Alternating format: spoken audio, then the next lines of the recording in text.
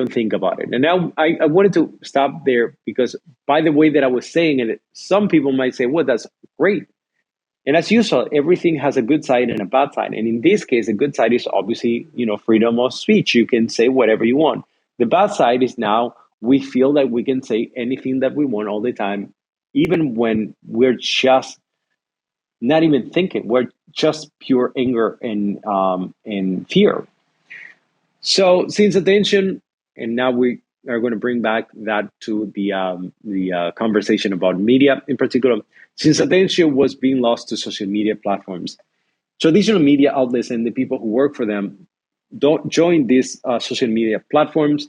Sometimes as a personal choice, sometimes as a way to continue being relevant. And although the line between both of them, meaning the professional and the personal one, is just completely blurred right now. Like it's very difficult for us to truly believe that there's such line when we see people posting online things and then being fired from companies just because that person expressed one opinion, a personal opinion. So obviously, if there was a line between both of them, companies would react differently and would say, well, whatever he says, he said it in his personal life. We have to respect that. The blur just disappeared. Now, let's talk about polarization for a second. And I know that that is one of the main reasons why a lot of people don't like Twitter, and probably a lot of people are watching this video today because Twitter tends to polarize people a lot. Now, polarization is a common problem with all social media platforms. Again, this is not an exclusive domain of Twitter. As we have discussed in the last couple of slides, because of our need to feel safe, we tend to look for people who side with us, who are like us, or who think like us. Again, that is just a form of confirmation bias by using other people, but also we're starting to feel as part of a group. That is the in-group bias, and we try to preference the people that are part of that group. The positive side, again, is that it makes us feel safe. The negative side is that we might end up favoring people who perceive as part of who we perceive as part of our tribe. And these are the basic for the in-group bias. These are the basics. This is literally what makes in-group bias a bias, which is I'm preferring the person. And again, when I say the word preferring, it's not that necessarily that you're being first aware, and second, that you are saying, okay, there's a choice to make between a person and a second. It could be the way that you communicate with someone being different than the way that you communicate with someone else, depending on the person depending on the way that you perceive that person as being part of a group that you like or part of the group that you don't like. As I also explained, we tend to protect the people we perceive as part of our group because we feel threatened. The combination of both, the confirmation bias, again, looking for safety by looking for things that can confirm your preconceived ideas so you are safe, you feel safer because you feel like you understand your surroundings, and in-group bias, which is now that you have established a group, the preference of that group, that again, that is related to confirmation bias because you choose a group and prefer that group and the people who belong to that group because that is a reflection of the things that you believe. And that again makes you feel better. Conditions our response and it reduces every possible answer to a polarity, which is basically you're either on or part of a group that I like, you're either right or you are wrong and you are part of a group that I don't like or I don't side with. If you side with me and say things that confirms my preconceived idea, good to go. You make me feel good about myself. Therefore, I will pay more attention to you and I will praise you. But if you say things that oppose my thoughts, that oppose the way that I believe, my beliefs, the way that I carry myself, then I will feel threatened. So I will ignore you or I will condemn you, sometimes even both. Lastly, as I have mentioned the importance of global communication, this needs to be very clear. As I have discussed in many other videos in the past, for the first time in history, we can communicate with everyone, including famous and rich people. And that changed it all. Imagine you communicating with a Clark Gable in the 50s or whatever that he lived in, or any famous person that was admired by a large group of people. That was impossible. Or if you went even further back in time, imagine this is the equivalent of you talking to a king or a duke directly. Those situations were simply not possible. They were just so protected. Now, we are in the first time in history in which we can communicate with everyone, including, again, famous and rich people. And this is the other key, others can actually see those conversations. So the positive side, obviously, the democratization of a conversation. So again, no one else control. There's no middleman. I can just talk my mind, and I can talk directly to the person that I want to talk to. The negative side, and as a consequence of the democratization, it is that what I like to call the "I will give you a piece of my mind" effect, and that is the notion that just because you can actually send a message to someone, you can communicate because physically you can type something and send a message, you have to use that. Or worse, that you have the right to do it. Like you have the right to talk to someone else, and why not? Wouldn't I communicate with this famous person who has like 35 million followers on Instagram? So the problem with Twitter in particular, I wanted to talk about what is exactly that from all of the things that we have discussed that we can summarize as part of as problem with Twitter in particular. Why does Twitter seem to be more prone to create controversy? So to the polarization that I was describing, that as I said before occurs in social media, in every social media platform, we have to add the limited capacity to communicate in 144 characters. And I know that has been expanded. Now you can even use pictures. I get it. But again, that process of every time I type, I have a limited amount of characters. As stated before, also that creates more pressure and more anxiety to the conversation, and it conditions the state in which people are going to participate.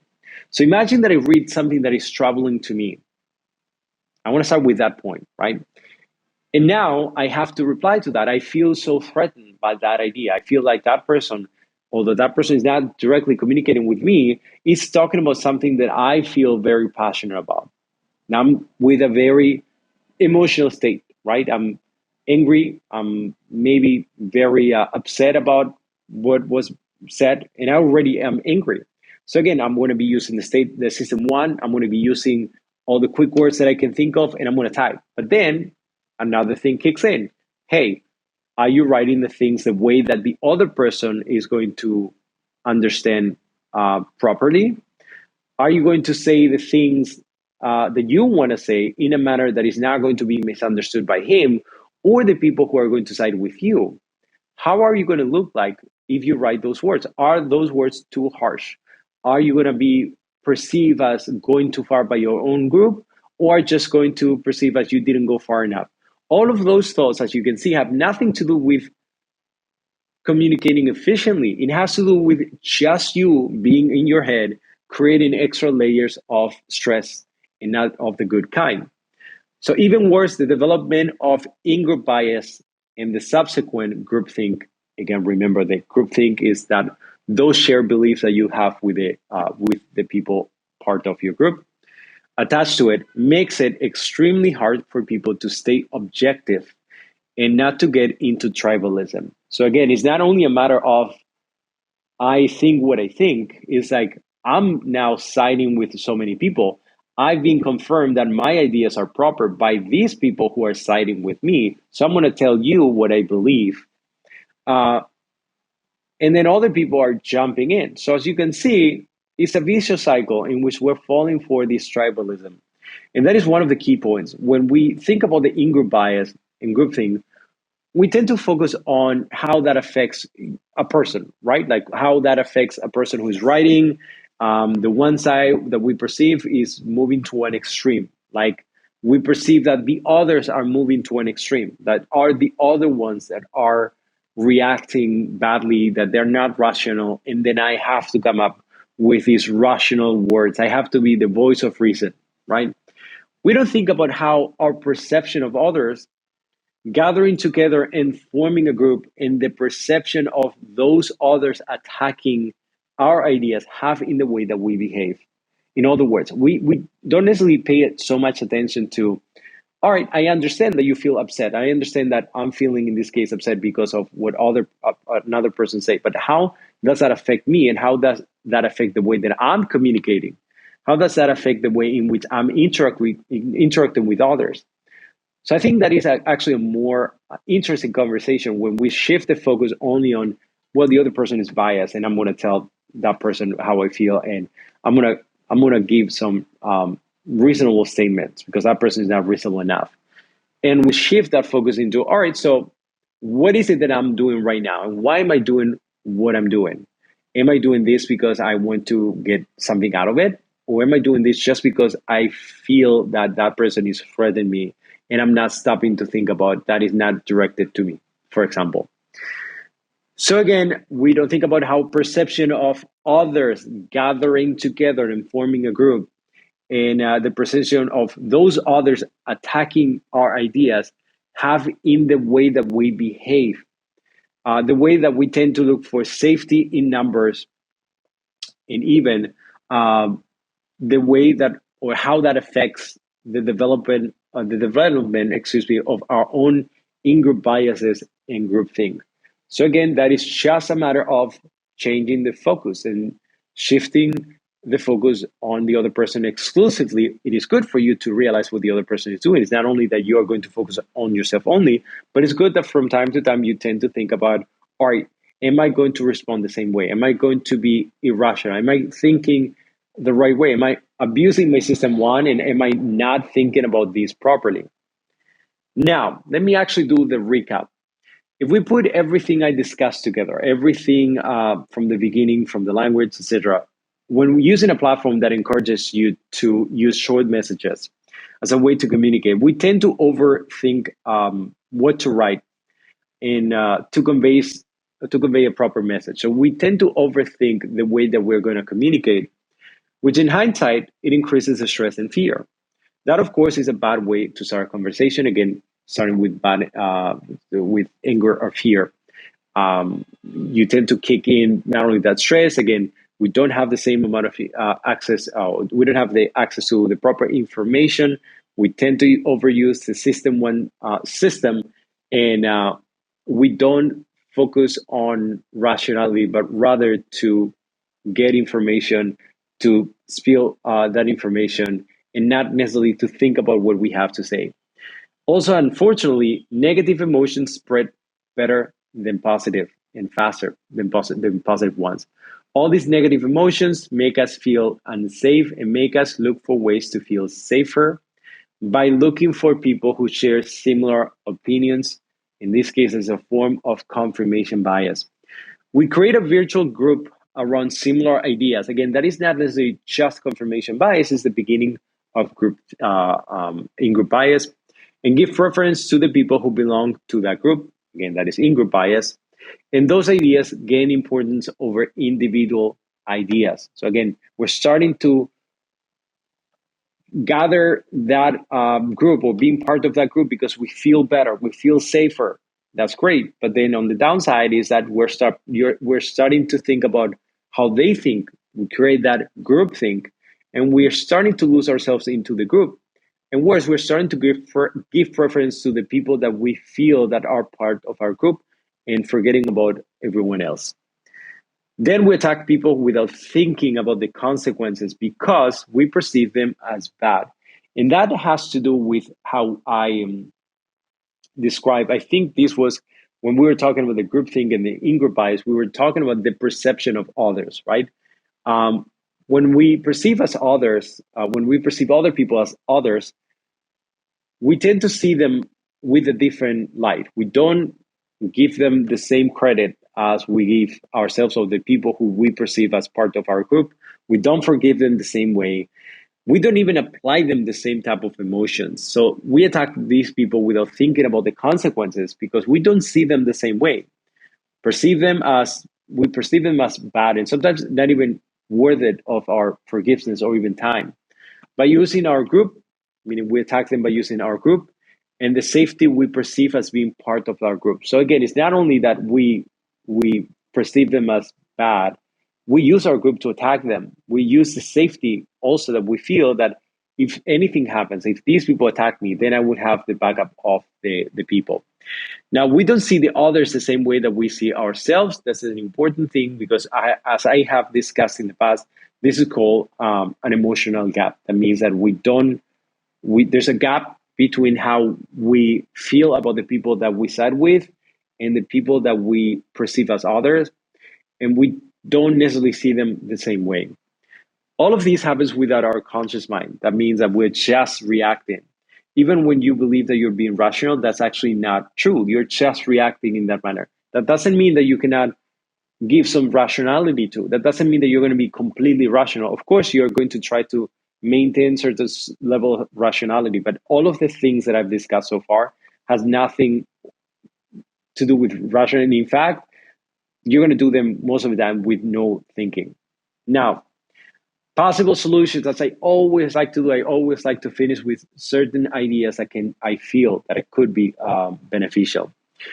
So again, as usual, I'm trying to offer some possible ideas that can help avoid some of these common problems. But in this case, I decide to focus on those biases in particular, the biases that I have explained within this same subject. So first, let's focus on the biases discussed in this video. We have the confirmation bias and the in-group bias. So the in-group bias and the consequent groupthink and the emotional gap that I just mentioned, and obviously the confirmation bias. As I always mention, when talking about confirmation bias and in-group bias, especially when they interact with each other, because in-group bias is kind of like a humanization of confirmation bias, right? And what do I mean by a humanization of confirmation bias? So when you when you fall for the confirmation bias, or when you exhibit confirmation bias, all you're doing is pre-selecting information that will confirm your preconceived ideas. Sometimes you're going to do that by just using information, like literally information that you read online, papers or books. But sometimes you're going to use people as a way to confirm your preconceived ideas. And that is when you select these people, when you're incurring in your form of group creation, but also when you're starting to side with that group and show preference to people in both sides by default, meaning by giving them more preference or by not giving others the same amount or the same chances, then obviously you're incurring in group bias. So, as I always mention when talking about both in-group bias and confirmation bias, a possible solution is to being exposed to people with opposite, or in this case, opposite views or opposing views. But, and this is going to be a big but, pardon, as I also mentioned in the past, that can be challenging. And I think I've expressed that in the past in a way that I think that maybe was not that clear, but I want to make it as clear as possible. So if the person perceives that he or she is going to have to leave or leave a group, and therefore losing that sense of safety that is attached to belonging to a group, we have to find a way for that person to see that that person can actually find the same level of safety with another group. So if you don't compensate for that sense of loss, the sense of loss of belonging to a group, the person is not even going to make the effort. It's too much. It's too much because you're asking a person, hey, give up the idea that you have or those beliefs that you have, because definitely is not good for you, right? You're wrong about A, B, and C. It's not only that, it's just that you're asking that person to now forget about the people who think like them and side with them. So as you can see, it's tricky because you're asking two things at once, and one of them has to do with that person's self preservation. So that is why it is so important to do proper research in finding people with whom we might have a lot in common, but disagree with us, obviously, in certain positions before we actually end up moving or switching. Now, why? It's also important to see that the new group is supportive of each other. So if you're going to change a particular perspective and might risk being expelled from a group, you probably would need to see that if you decide to change to a different group, that the group would have your back. And again, you would feel much better at changing the group. This is particularly important when you're trying to help someone you care about and have shown some evidence, that person has shown some evidence of tribalism or radicalism. And in this case, you want to help that person. But by trying to push that person into one direction, that person might actually not be receptive, because what you're asking again is not only to give up one idea, is to give that sense of benefit or safety of belonging to a group that actually have similar ideas and support. Now, again, if we don't make people feel safe, we don't help them realize that there are other choices, they will go to their default safe places. That includes, again, the groups they're part of. Now, I wanted to leave with one thing, and hopefully this will be the wrap up with the entire video. So Twitter has this conditioning. It conditions you to isolate every single instance of, or every single portion of communication, body language, tone, situation, context, all of that. And it also reduces the amount of words that you can have. So obviously it puts already people in a bad state. Now, why is that important? Because that is contagious. If you go there already with that mindset, you're already, first of all, you chose to go there just because you felt that way, and you go there and saw other people feeling that way and opposing you, you tend to react faster. Because in this case, they feel the same way and went there for the same reason. So, in a sense, Twitter is at fault of that, meaning quote unquote, at fault of creating that environment, although obviously it's not everyone who's going to react the same way. We are all different, and some people take things better than other ones. But as you can see, as I was explaining to you, there are certain conditions that are worse than other ones to have conversation. For example, limiting your conversation to just writing is already bad, because there's always going to be misunderstandings.